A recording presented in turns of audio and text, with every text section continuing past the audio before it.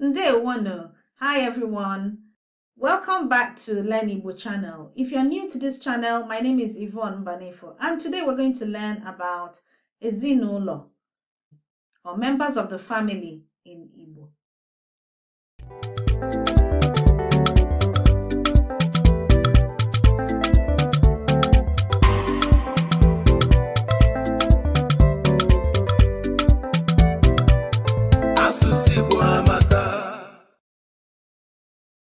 So Ezinulo means family, and in the traditional Igbo family, it doesn't just stop at the father, mother, and children. There are other members of the extended family.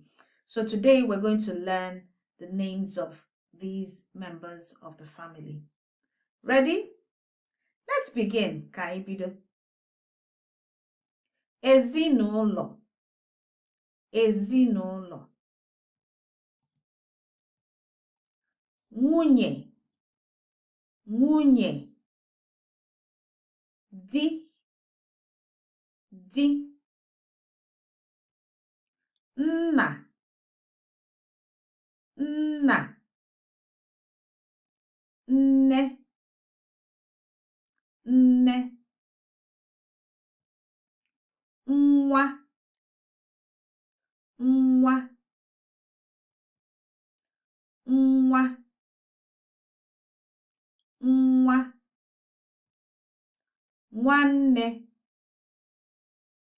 Nwanne. Ụmụnne. Ụmụnne. Nwanne nwoke. Nwanne nwoke. Nwanne nwanyị. Nwanne nwanyị. Nwa nwoke. Nwa nwoke. Nwa nwanyị. Nwa nwanyị. Ụmụaka. Ụmụaka. Ejima. Ejima. Ọkpara. Ọkpara. Ada. Ada. Nwa nwa. Nwa nwa. Ụmụ ụmụ. Ụmụ ụmụ. Nne ochie. Nne ochie. Mama nnukwu. Mama nnukwu. Nna ochie. Nna ochie. Papa nnukwu. Papa nnukwu. Nwanne nne. Nwanne nne. Nwanne nna.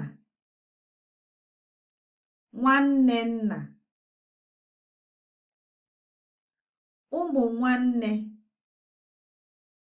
Ụmụ nwanne.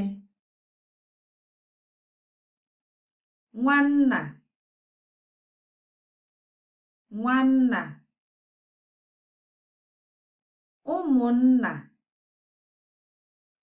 Ụmụnna. Ụmụada.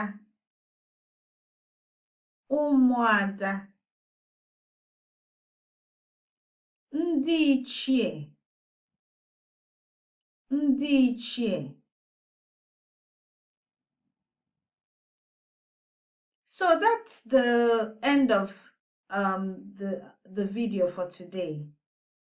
Are there words that you'd never heard before?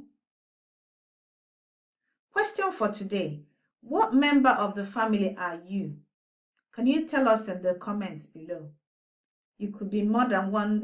You could be mom, daughter, father, cousin in a family. So put down what you are in Igbo in the comments below. That's it for now.